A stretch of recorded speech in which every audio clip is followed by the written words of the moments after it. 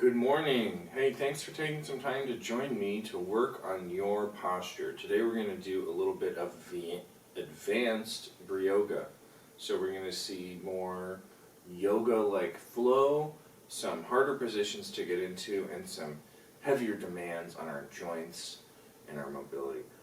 Let's start today with our legs up the wall. So we're going to get our favorite wall. Get your hips right up close to it. Roll yourself, legs up.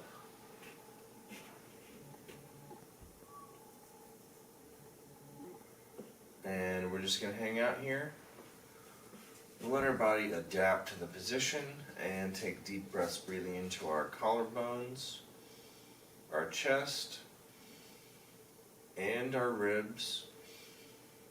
And exhaling,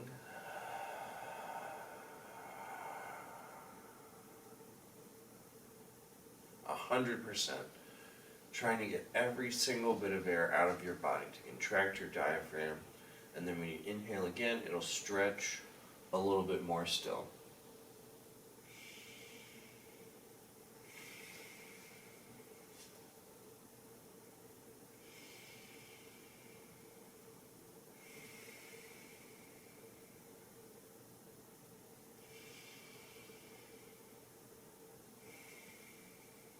Now, if you're on the wall and your hips have not touched the ground yet, scoot back a little until you feel your hip bone firmly on the ground. Press your hips down into the ground, push your heels up the wall, pull your toes down, and then we're going to turn our knees out to the side and back in. If you want to add a little more tension to the system, you can by interlacing your fingers, pushing your palms away, and then reaching above your head with your hands, keeping your elbows straight, palms pressed.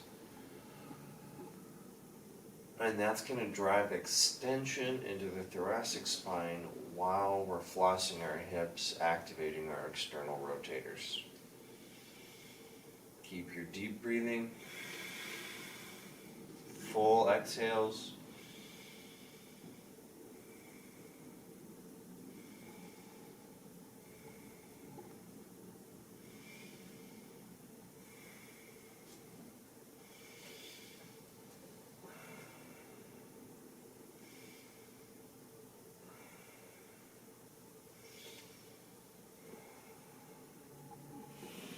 And then we're going to bring our feet down, making our feet flat to the wall, knees wide. Now if your tension's too great, scoot back from the wall until your hips can be comfortably on the ground with your feet flat.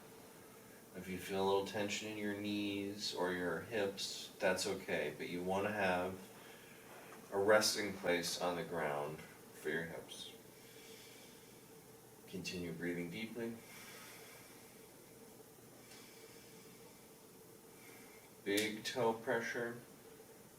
Roll your knees in and out.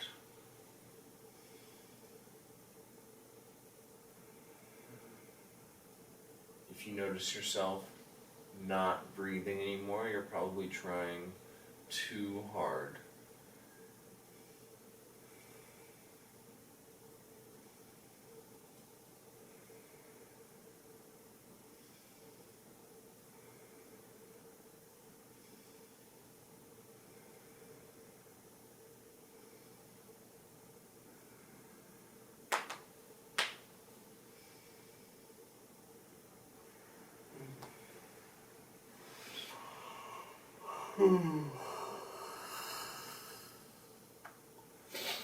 Great job. We're going to roll out. We're going to come to our hands and knees.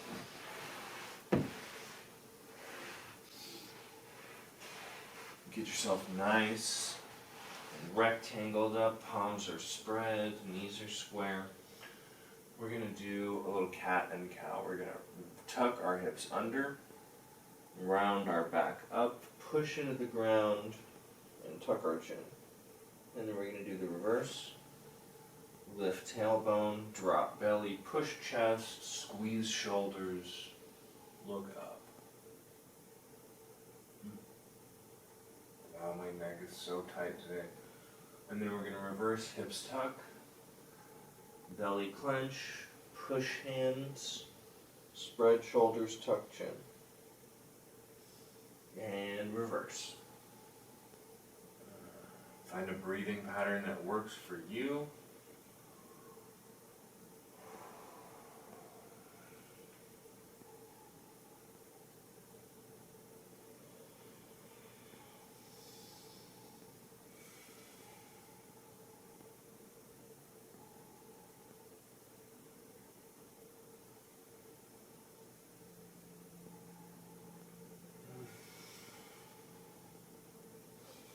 And then we're going to take an elevated child's pose. So we're going to sit our hips back about 2/3 of the way.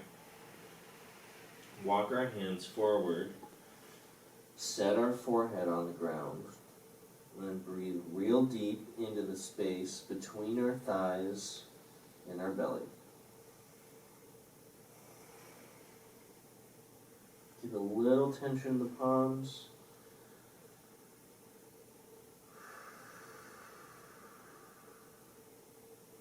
Exhale 100% of the air from your body.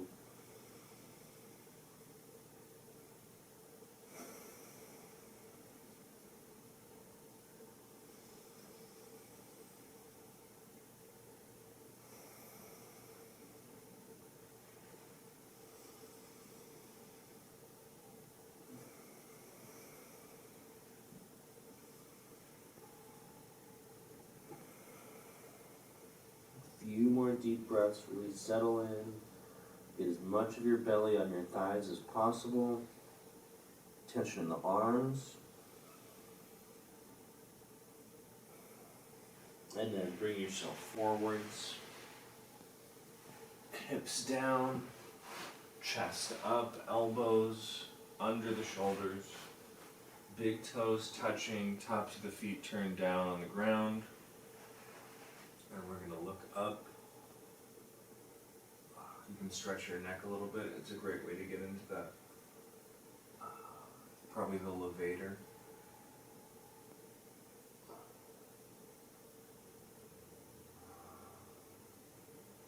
Keep your palms flat, shoulders squeezed together. Optional head side to side.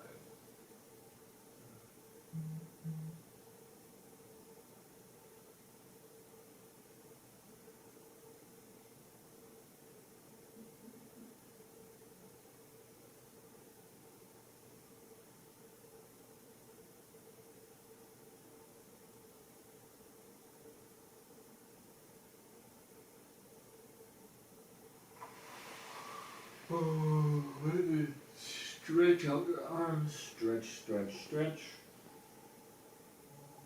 Bring your hands under your forehead. Lay your forehead on your hands. Hips press to the ground. Pick one leg and begin to bend that leg slowly.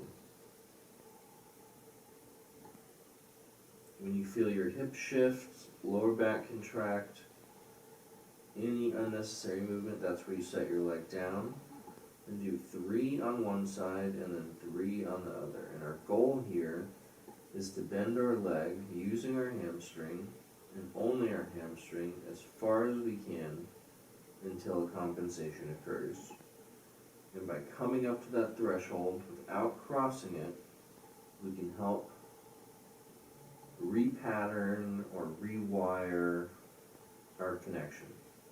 Your hamstring can get coupled with a number of other actions in your lower body and your back, and that's usually not helpful. If you have chronically tight hamstrings, it's probably a combination of sitting and compensation. And even though we're not really stretching, taking time to just calmly, specifically hamstring curls, switch legs, can change and open up your hamstring, maybe even a little bit more than just stretching.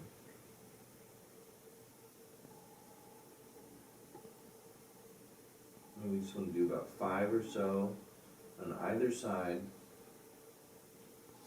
2 or 3 times, depending on your speed.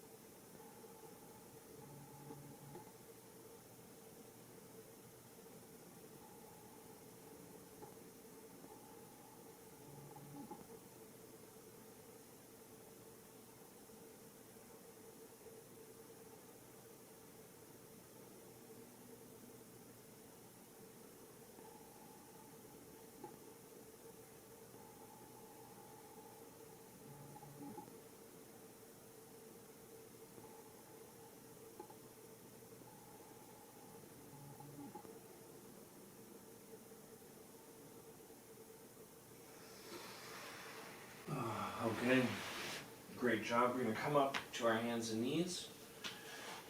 We're going to bring our left knee forwards and slide our foot out to the side, slide our right knee back, and now we're doing a pigeon pose. I like to turn my wrists the opposite way when I do pigeon pose. It's a great opportunity to stretch your forearms and mobilize your wrists and hands.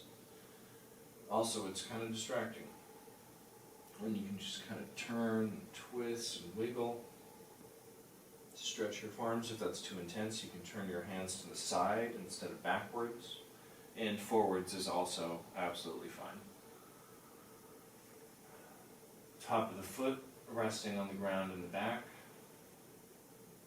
And just take deep breaths. Don't go so deeply that you can't breathe.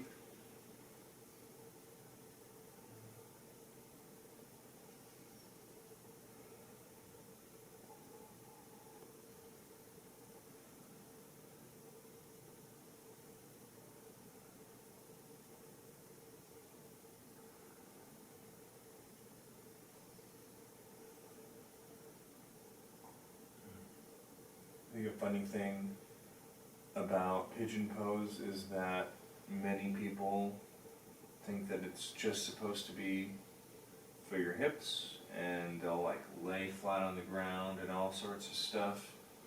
But pigeon pose was actually created for extension of the spine, for back bending, which I think is pretty interesting. And obviously it's good for both, but we've kind of lost sight of the original purpose as a society or a community that does pigeon pose. And let's turn our hands around the regular way.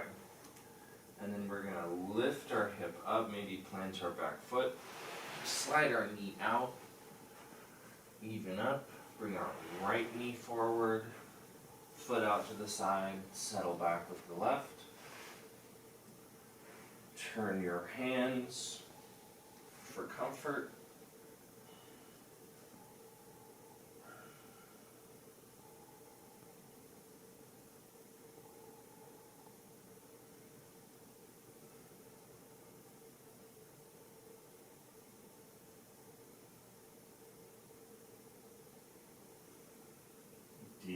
breaths. If you can't breathe deeply anymore, you're trying too hard, ease up the position.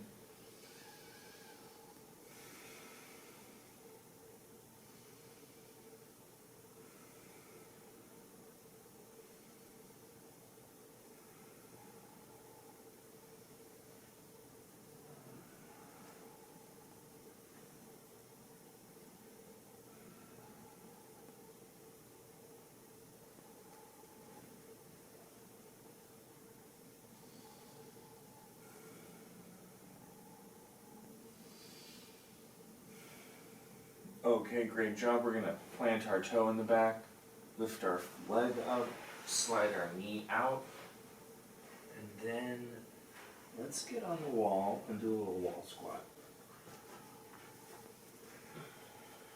So we want to position ourselves so that we are maybe 3 to 5 inches from the wall.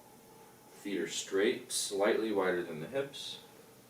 And then we're gonna lean forward, squat, and then lean back to the wall.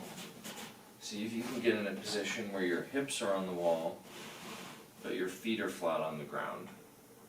And we can use the wall to assist our position and settle into a deep squat. You may have to reposition yourself a couple times to get it a way that you like. I feel like I put my feet a tiny bit too far from the wall, and now my sacrum isn't touching it anymore. So I'm going to reset and get a little closer and try again.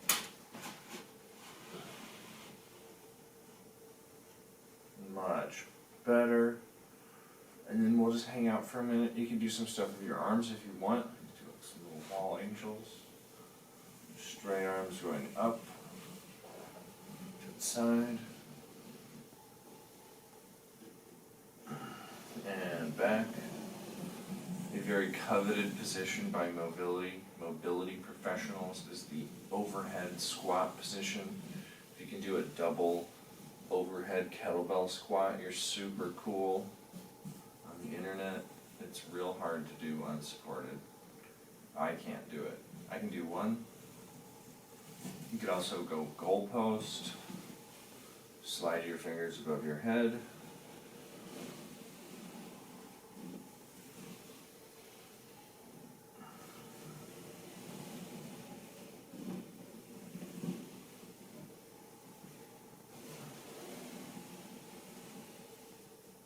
You could also do fingers interlaced, palms pressed, reach, above the head.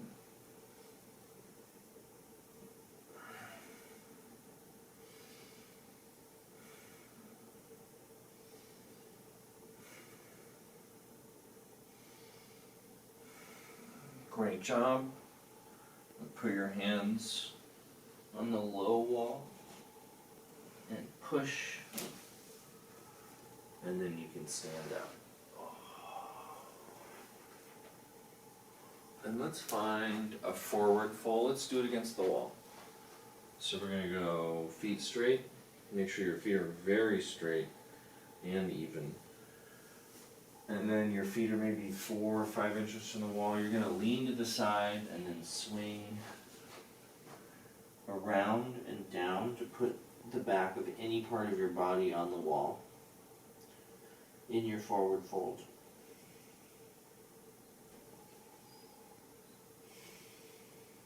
It's probably going to be a little awkward at first.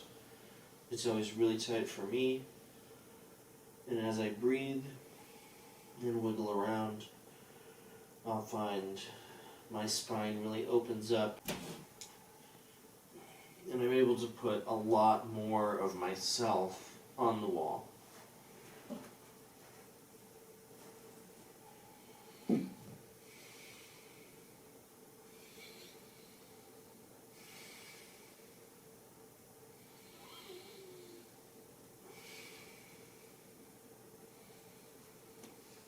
If you have to bend your knees a little, that's cool. You can walk around, wiggle, flex and relax your quads. And you can feel all the places where tension is going, stimulating the body.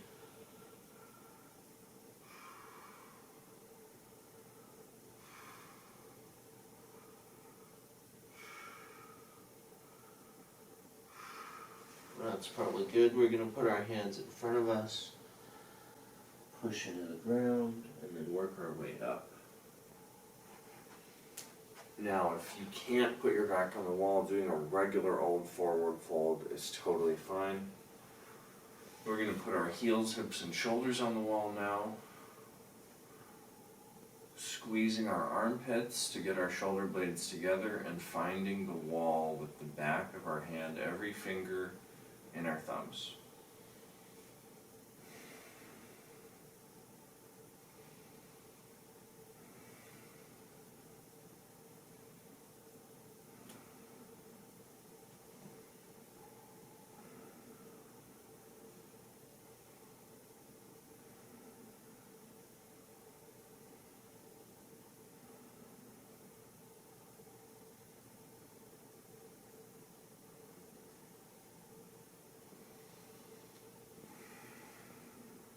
Take deep, deep breaths. Just keep looking to put your hips evenly on the wall. Feet flat. Shoulders to the wall. Armpits a little squeezed. Back of your thumb and all your fingers on the wall.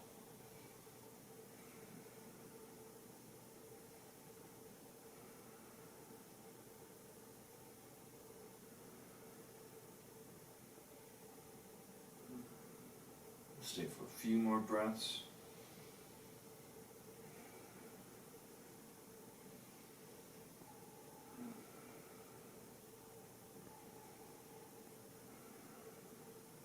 For this last portion, try and incorporate a butt squeeze without disturbing any of your wall contact points. Do a little butt clench. Relax in slow motion. Notice anything in your body that wants to move or change when you're doing that. For me today, I'm noticing that when I squeeze my butt, I'm getting some tension down in my right knee. Feels like it's my sartorius muscle is a little bit tight, which is your longest muscle in your body. Wraps from your hip around your leg down to the other side of your knee. Helps create rotation.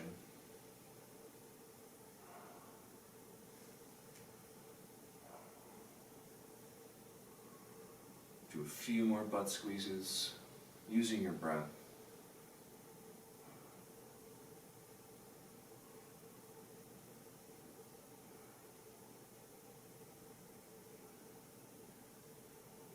And then you can come off the wall.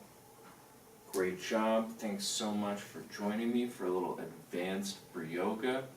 We mobilized a lot of stuff. We addressed hamstring compensation. We activated our hip flexors a little bit, reset our vertical load, lengthened our spine, flexed and extended, stretched our neck. We should be ready to go for the day. Thanks so much for joining me. If you liked this video, please like it on YouTube. Subscribe, go to my website, join my newsletter, purchase my 6-week posture course. There's all sorts of stuff you can do. Leave a comment, email me with a question. I love those. Have an awesome day, please.